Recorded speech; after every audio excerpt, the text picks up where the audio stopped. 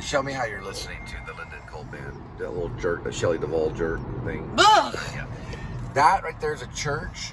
It is Glenview Baptist. Now, that was not the original Glenview Baptist, but I think it might be Glenview Baptist.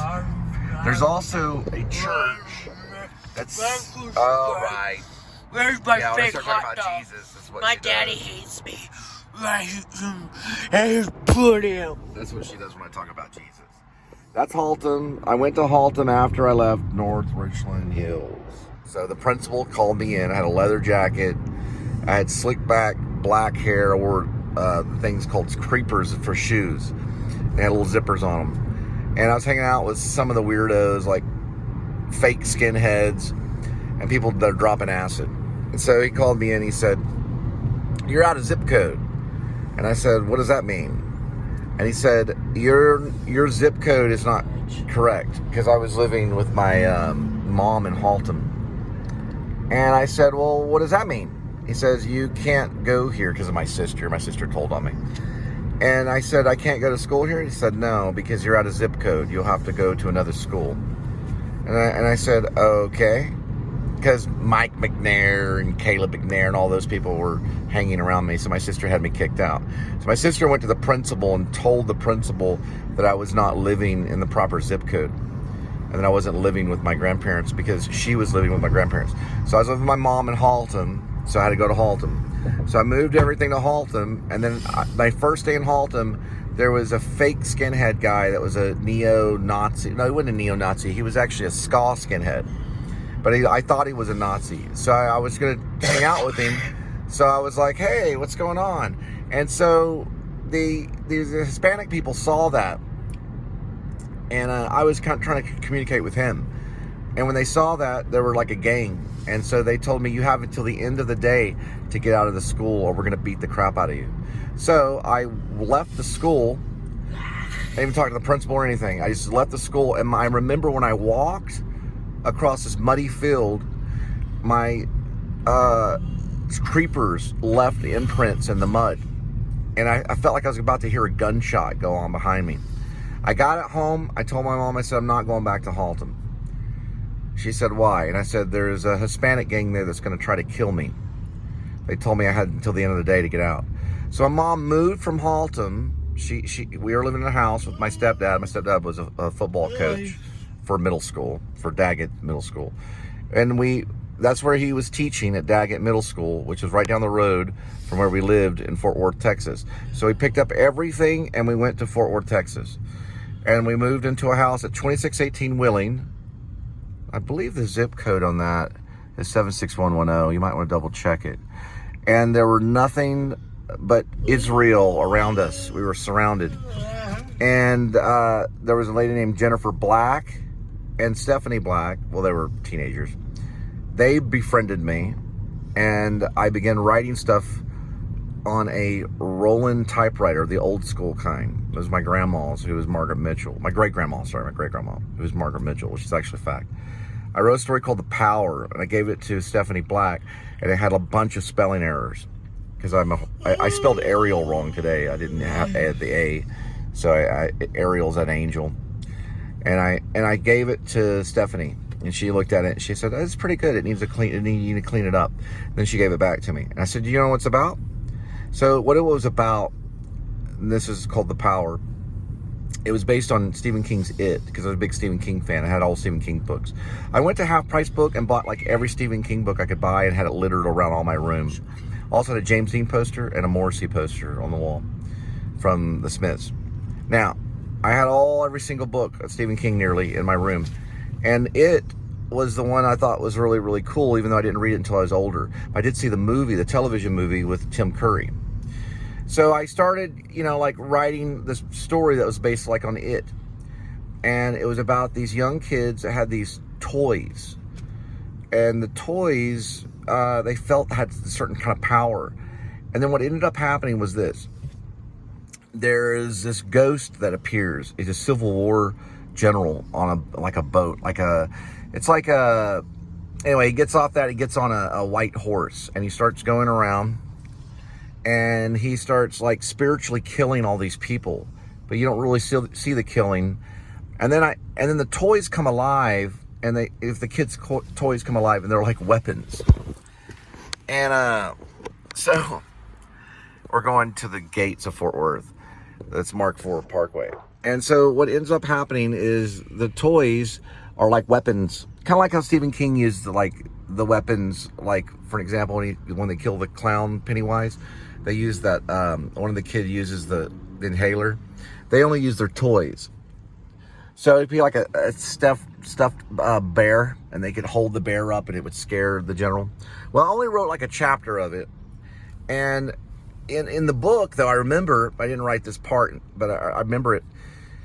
One sequence is they go into this like attic, which is like this old house, and they go in and they look in the attic, and you can see all these cracks in the wall, and it makes up this old lady's face. So the old lady's involved in this like spiritual war between this Confederate general who's on this white horse, and it's not the one that you would think, right? So it's like this Confederate general, and these kids are like trying to fight this Confederate general, this ghost that's trying to take everyone's soul. This man's like a demon.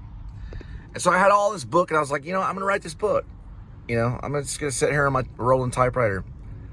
And then it was like one page, and I gave it to her, and she was like, "It's pretty good. I think." I typed it though. It was typed. I don't know where it is now. It was called The Power. That was the name of the story.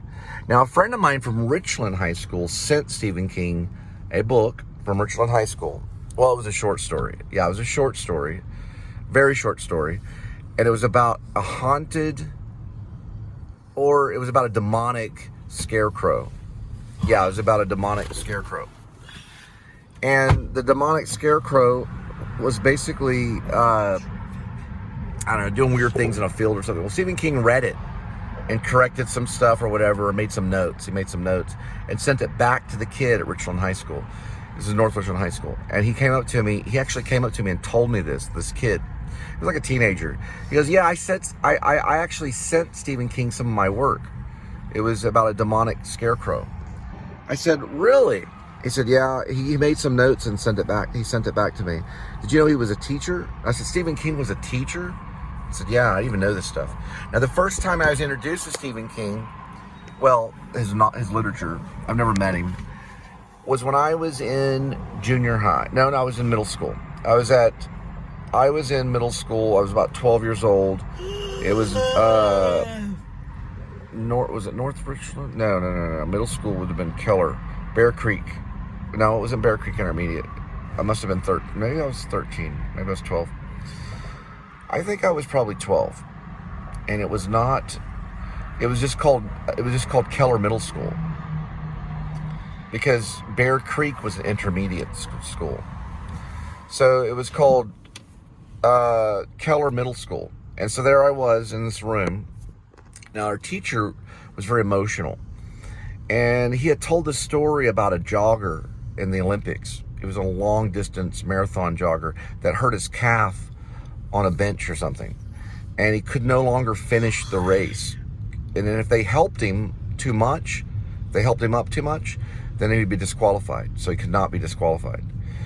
And so he just kept kind of running, and I guess they wrapped his leg. They couldn't touch him a certain way, or he'd be disqualified. So they could wrap his leg, and he finished the race with a torn calf. And the entire audience, or what do you call it in the Olympics? Their audience members in the arena stood up to their feet and began to cheer.